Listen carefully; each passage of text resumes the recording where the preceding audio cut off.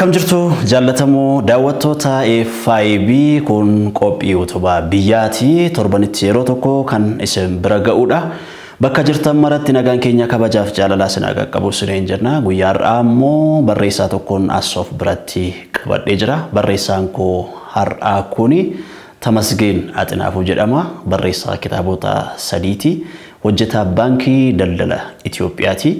Isa wajjinan turtii taasisa hanga xumura qophii keenyaatti wajjin akka turtan gamanumaan isin afeera.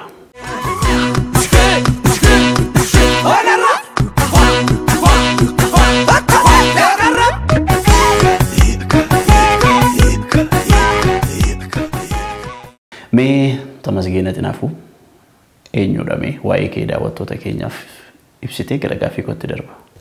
Galatooma. Tamasgeen Axinaafuu barreessaa fi ogeessa baankiiti. Tole mee barreessaa kitaabotaati ati hojjetaa baankiitis mee kitaaba jechuun maal jechuudha siifi akkamitti ibsita kitaabuma hiikaasa? Kitaaba jechuun namni tokko waan qorannoon argate yookaan wanta muuxannoo jireenyaadhaan argate beekumsa sana yaada sana dhalootaa fi ol kaa'u jechuudha. Yaada ofiisaatti yaada sana namni biraa akka hubatuu fi namni qaamaan bukkee taa'uu hin dandeenye yookaan namni yeroo inni jirutti hin jirre yaada sana lafa kaa'achuu jechuudha. Yaada sana waraqaa irra kaa'achuu jechuudha. Tole mee kitaabota barreessitaati yeroo baay'ee kitaabota ati barreessitee sadanuyyuu daawwattoota biratti jaallatama guddaa argatanii akka isaan jiran barreessitoonni waayila kee ta'anii baay'een isaanii dhugaasii ba'u. Dubbistooti tokko tokkos immoo akkuma kanaa hin dubbatu. Kitaabota yeroo hiiktu mee akkamitti filatta kitaabota barreessitu yookaan hiiktu kana? Kitaaba barreessuu yeroo jettu kitaaba barreesse Shirak qofadha jechuun kan ani ofii koodhaa barreessee maxxansiisee jechuudha. Hiikutti gaafa dhufnu immoo kitaabni tokko akka inni kan nu godhu jaallatamummaa kitaaba sanaadha. Amma fakkeenyaaf kitaabotaan hojjedhe kun lamanii kitaabota jaarraa 20ffaa keessatti kitaabota sadarkaa guddaa qabanidha.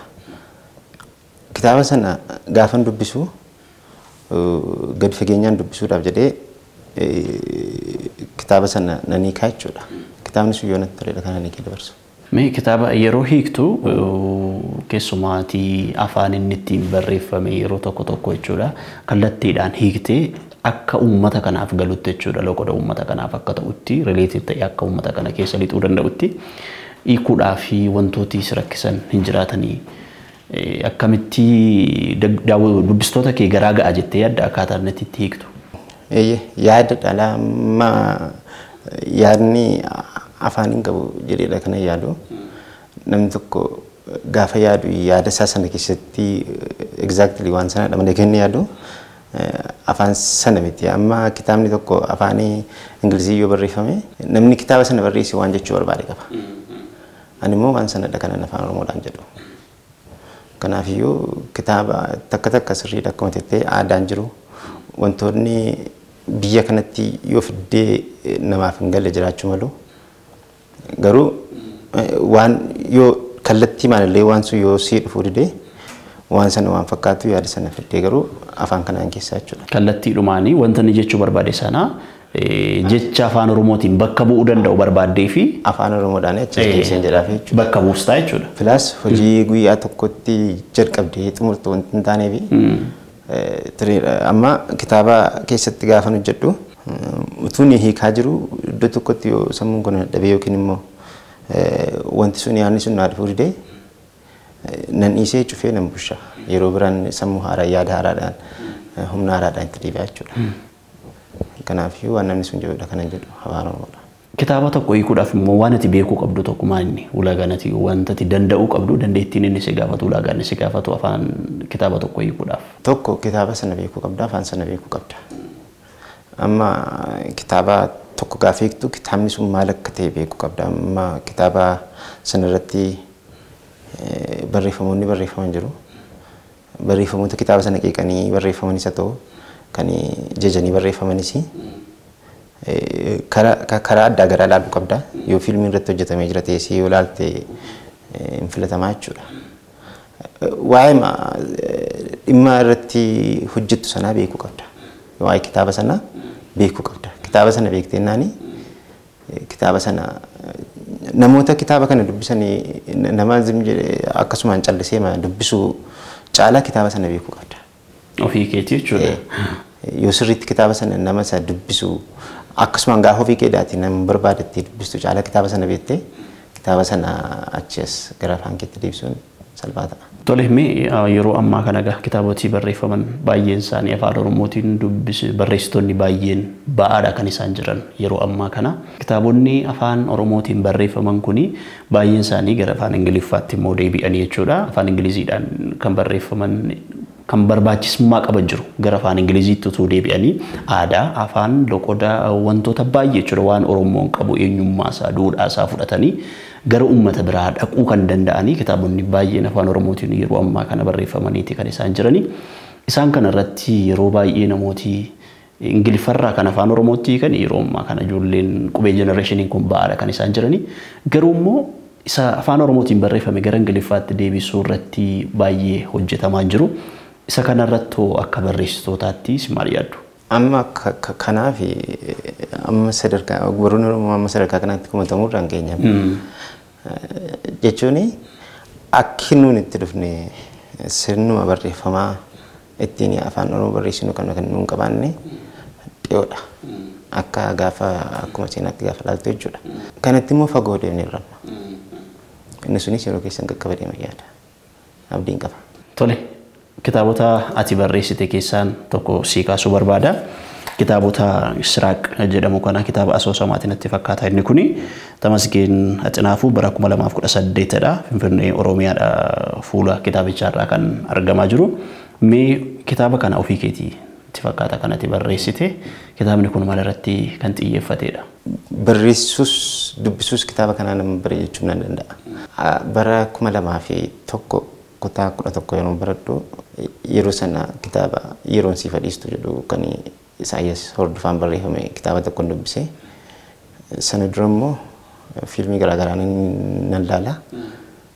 Wanti sun fiilmiin ilaalu sun keessa seenaan jiruu fi asoosama sana keessa seenaan jiru tokko piikcharii tokko naa fide. Utuun barreesse ni danda'a kan jedhu natti dhufee jalqabee jechuudha. Garuu salphaan ture akkuma halkan jalqaba gaafa yaadee halkanuma tokkotti wanta dhumu natti fakkaatee ture. Salphaan ture garuu waggaa 9 itti fudhateera. Kitaabni kun jechuudha.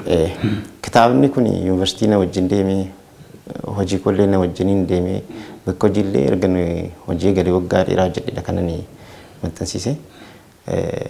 Kitaaba kana kan inni xiyyeeffatu waa'ee gaanfa Afrikaa kanarrattidha. Gaanfa Afrikaa yeroo innoo qoddattoonni asoosama kanaa Itoophiyaa, Sumaalee, Eertiraa kan hunda keessaatti kan babba'anidha.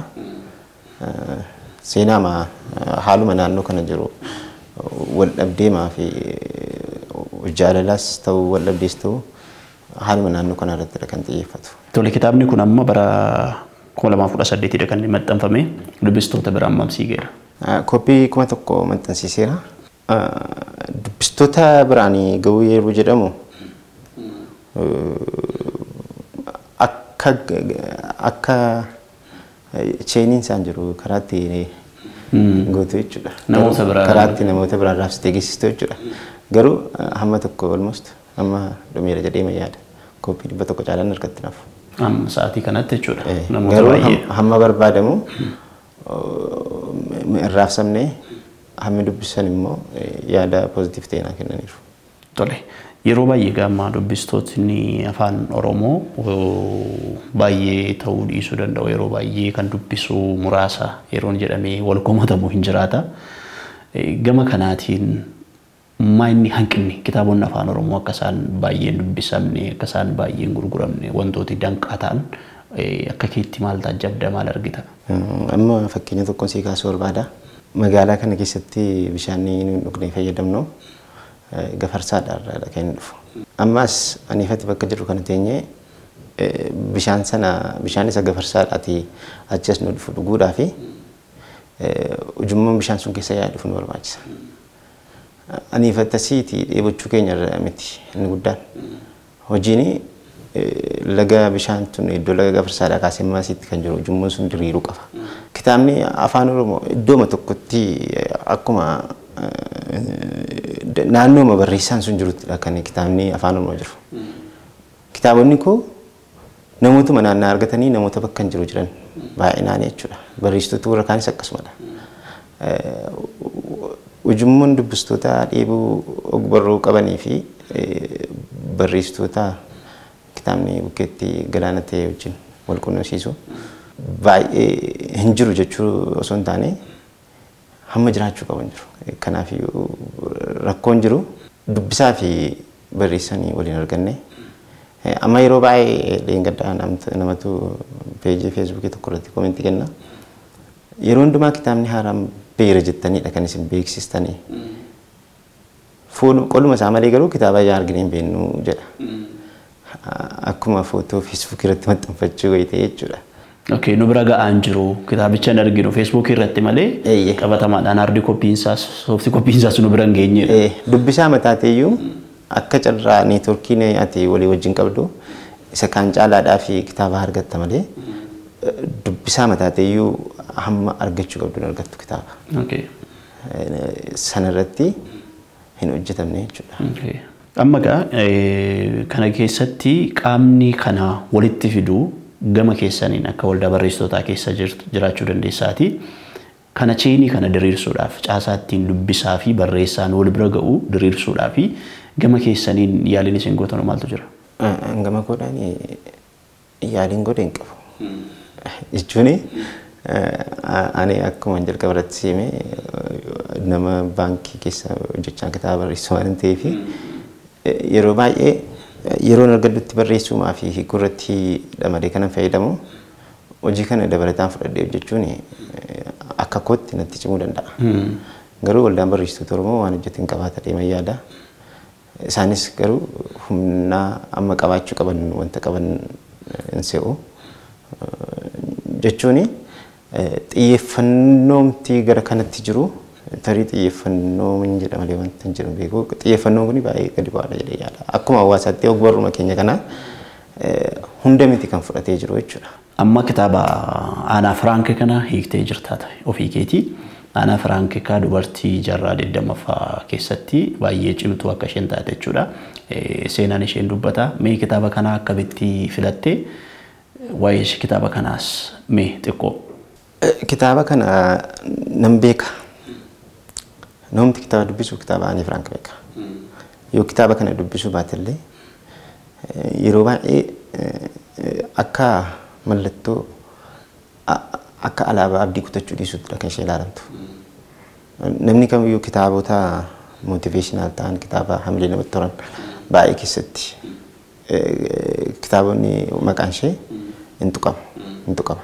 Kitaaba ishees immoo dubbiseera. Eebbisaa wajjinis immoo mari'annee kitaabni kun akka hiikamuu qabu irratti walii gallee mari'annee bara 2017 keessa kan hojjetame. Seenaan ishee ajaa'iba waan ta'eef hojiin ishees wantuma guddaa. Kitaabuma ogbarruu guddaa akka addunyaa kitaaba keessatti kitaabni Aanaa Firaank kun siidaa guddaadha.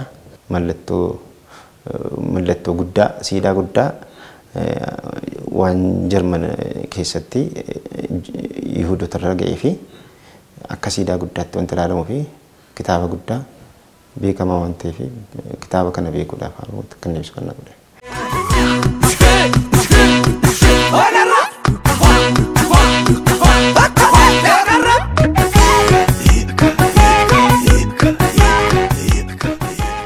Kabajamuuf jaallatamu daawwattoota keenya qophiin keenya ammallee akkumatti fufeetti jira. Kitaabota Tamasgeen Xinaafuuf barreesse yookaan gara afaan Oromootti keessaa kitaabni seenaa Aanaa Firaank irratti xiyyeeffate kitaaba jaallatama guddaa qabuu fi dhiyeenya kana maxxanfame akka inni ta'e sumaan isin yaadachiisa. Mee seenaa Aanaa Firaank kana gabaabsinee seenaa ishee jechuudha gurra isin buuse gara marii keenyaatti isin deebisaa turtii gaarii.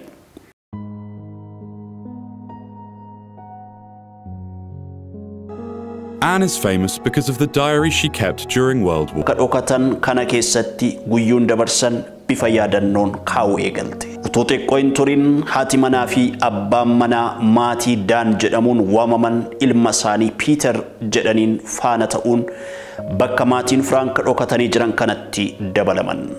Jireenyi bakka iccitiin keessa dhokatan kanatti falmii fi balaan kan marfamee jiru ennaa ta'u. Namoonni bakka kana jiraatan beelaaf sodaa hamaan kan hubaman turan.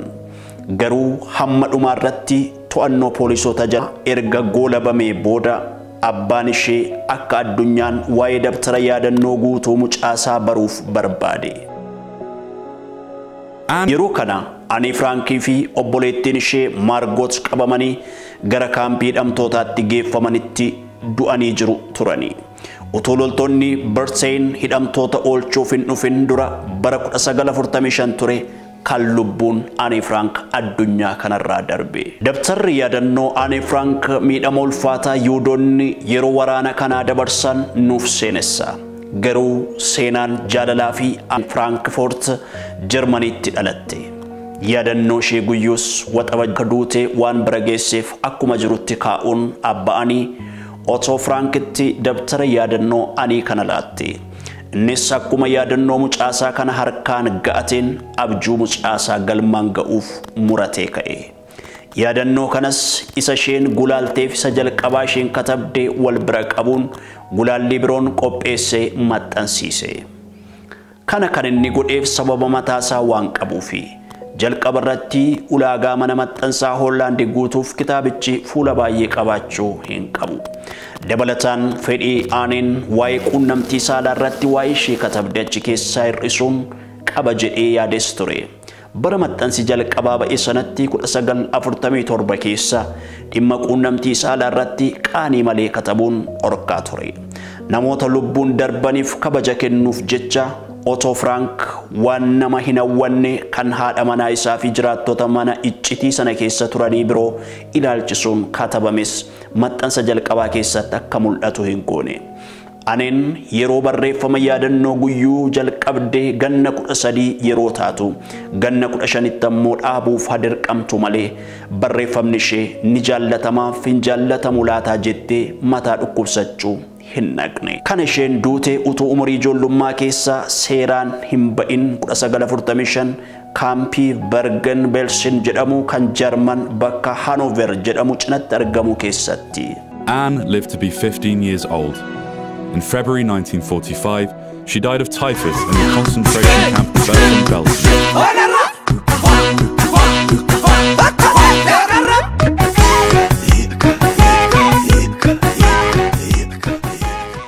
Tolega seenaan Ana Frank baay'ee kan nama hawwatuu fi baay'ee seenaa jaallatamaadhaa fi namoota baay'ee illee hamilee kan itti horeedha seenaan ishee dhugaa dubbachuudhaaf baay'ee kan nama hawwatuudha. Mee seenaa kanarraa dhaloonni keenya dargaggoonni keenya maal baratu abdii jedhu qabda kitaaba kana yeroo qopheessite? Kitaabni Ana Frank addunyaa kana keessatti Aaneenis maatiin ishee jechuudha maatiin Otto Frank addunyaa kana keessa haala baay'ee ulfaataadha jedhamu. Jechuun naannoo keetti boombiin roobee asii gaditti roobu waraana addunyaa lammaffaa jedhamee beekama. Waraana addunyaa keessatti immoo Jarman bakka isheen qabdu nama hundumaaf ifadha. Haala sana keessatti namoota waraana sana keessatti ajjeefamuu qofaa osoo hin taane qaama isaanii keessaa illee wanti fayyadamu namoota fudhatamee ajjeefamuu jechuudha. Namoota akkasii haala sana keessatti dhokataniidha kan isaan turanii. Haala baay'ee hamaa kana keessatti waggaa 2 keessa kutaa baay'ee xiqqoo tokko keessatti irratti cufamee har'ama burqabamnaa jedhamanii yaadda'a. Achi keessattis abdiidha kan isheen horte. Achi keessattis hojii guddaa amma kana godha kan isheen ilaatte. Kitaabni kun kitaabuma callisee barreeffama qofaa osoo hin taane seenaa dhugaa irratti kan hundaa'e. Seenaa dhugaa irratti dhasi. Plus seenaamti dhugaan sun immoo dhugaa fakkaachuu dhiisuu mala baay'ee. Garuu abdii akka hin kutannee fi namni tokko amma hallumti hamaa eenyumti iyyuu hallumti hamaa inni keessa jiru haala kanaa gadi hin ta'u. Ishiin achi keessattis akkas ifa arguu kan dandeesse eenyumtiyyuu immoo ifa arguu danda'a jechuudha. Baay'ee kitaaba ishee kana gaafa barreessite kitaaba ofii isheedhaan maxxansiifamee agarre. Erga ishee Aanaa Firaank erga duuteedha kan isheen beekamte. Garuu jalqaba barreeffamoota ishee kana gaafa keessa teessee qorattu akka addunyaa kanaatti dubartii eenyullee ittiin hin genne. Kan maqaan ishee siidaa guddaa ta'ee beekamu akkan ta'u nan beekana nama na jetteedha kan isheen ofiif maa turte. Eessa deemu akka qabdu beekti malee eessa deemtu galma ishee beekti malee galmi suni bakka isheen jirtu teessee waan gaamu fakkaachuu dhiisuu danda'a. Akkamittis jedhuu fi hin dhiphanne. Jechuun barreessituu addunyaa kanarraa beekamtuu dubartii barreeffamni ishee hojiin ishee beekamaa ta'e akkamittiin hin ta'a kan jedhuu fi bakka sana keessa teessee yaaduun ulfaachuu danda'a. Isa sanaaf deebii barbaachuu danda'a. Garuu bakka sanaaf wanti ishee hojii kan hojjette. Daftara yaadannoo ishee kana hojjettee gaafa qabamanii gara concentration campii sana deemanii yaadannoo isheen kuni achi bakka turan sana keessattidha kan kufee ka'e namootuma Jarmanii ta'anii isaan gargaaran keessaati achi keessatti jechuudha. Kan daftara yaadannoo kana argan. Kanaafiyyuu namni tokko wanta yaade tokko fedhiin guddaani amma kitaaba barreessuu ta'uu danda'a, fakkii kaasuu ta'uu danda'a, muuziqaa ta'uu danda'a, biizinesii ta'uu danda'a. Guddaama sana guddaama ga'uu barbaadan sana yaaduudha malee akkamittiin kan jedhu yaaddataa nama malee buusta. Akkamittiin kan jedhu sana isa yaadni sun akka keessa kee taa'u godhe sanadha kan fiixaan baasu jechuudha. Kanaafiyyuu kitaabni kuni guddummaa ishee yaadaan argisiisteetti. Egaa amma guddaa ta'uu yoo barbaadde akkamitti isa jedhu yoo yaadde gufuu milkaa'ina keetii ta'uu danda'a. Hamilee dhabuu dandeessa. Garuu guddaama ta'uu barbaaddu sana ta'uudhaa fi bu'aa ba'iis wantoota jiran hundumaayyuu cabsitee darbuun. Namni asii ka'ee Ameerikaa yookiin asii ka'ee Amboo deemuu barbaadu tokko mana kana keessa taa'ee akkamiin akka deemu tarii amma sa'aatii kanatti sammuu namaa keessatti beekamaa ta'uu danda'a. Karaa sanarraa maaliin akka deemtu beekamuu danda'a. Isheen garuu konkolaataan sunis Ameerikaa hotee xiyyaarri geessu sunis dooniinis maallee akka jiru hin beekne hin beektu jechuudha. Garuu Ameerikaa sana akka geessu beekti. Erga duutee iddoo yaada ishee sana jechuun bakka yaadde sana kan isheen geesse yeroo yaadde sanadha. Actually garuu bakka yaadde sana ga'u kan dhuguma geessitti jedhee akka nama sa'aatii kanatti taa'ee dubbadhuuf kan na godhee akkamittiin isa jedhu sana yaaduu dhiistee asii kaatee Ameerikaa ga'u isheen dubbattee jechuudha. Tole ulfaadhu. Mee ati hojjetaa baankiiti. Hojjetoonni baankii immoo yeroo baay'ee boqonnaa isaanii baay'ee xiqqoodha, baay'ee muraasa, baay'ee biizii ta'urraa hojiin isaa mudduurraa kan ka'e jechuudha.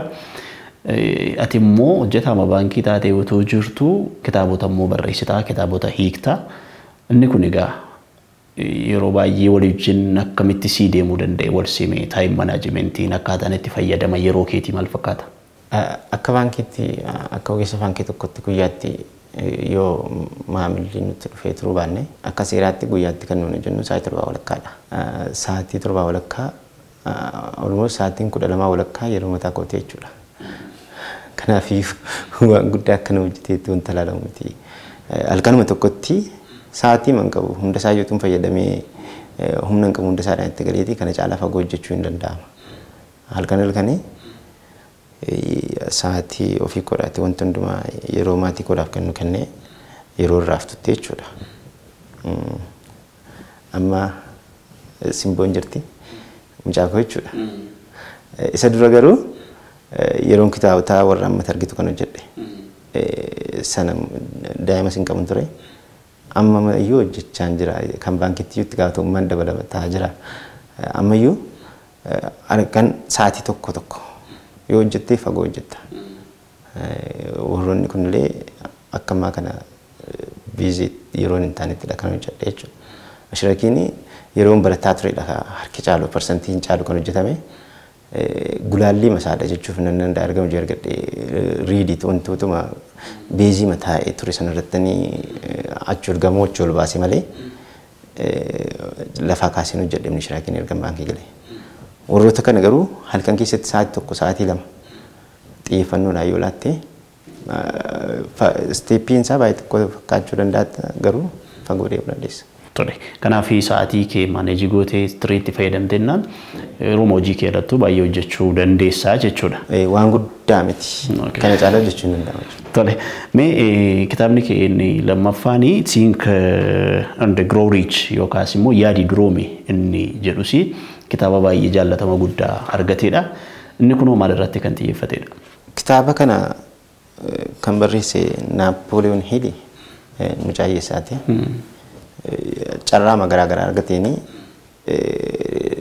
nama kitaaba nam tokko jira akka inni namoota adda garaa dureessota yeroo sana Ameerikaa keessa jiran namoota milkaanii jechuudha.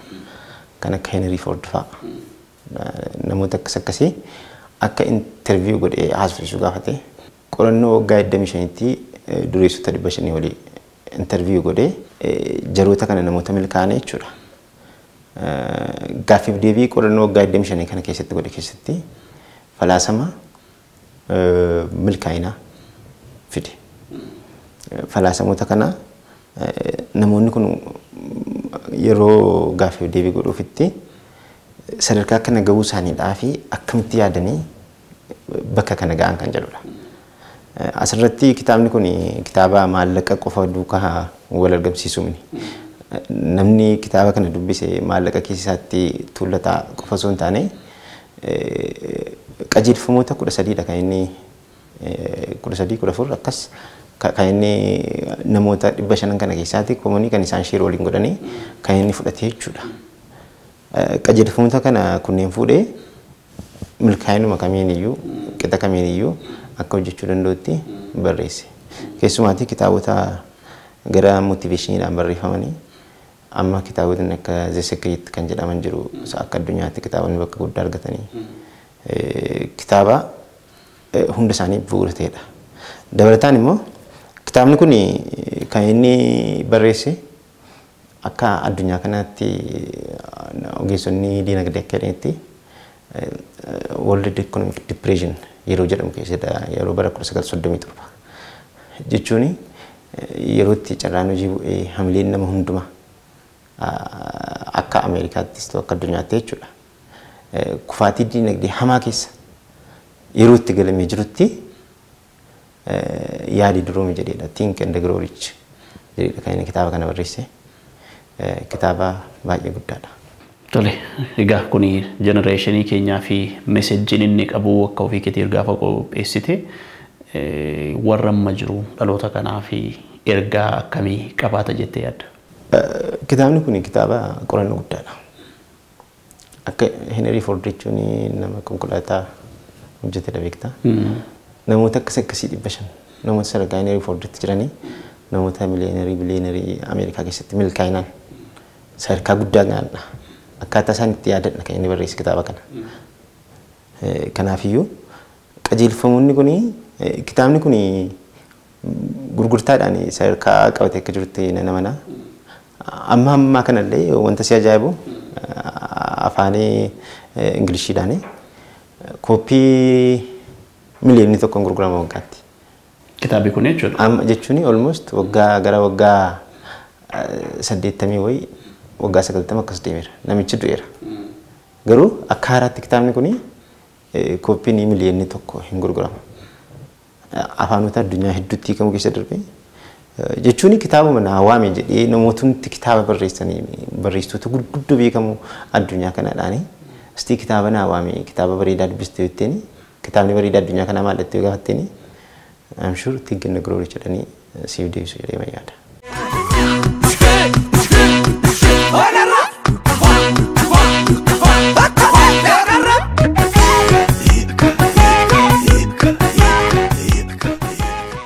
Tolega amma hojii guddaadha kanatti hojjettee jirtu umurii kanatti jechuudha. Mee gara fuulduraatti maal of harkatti qabattee jirta? Maaliin gara dubbistootaatti deebita?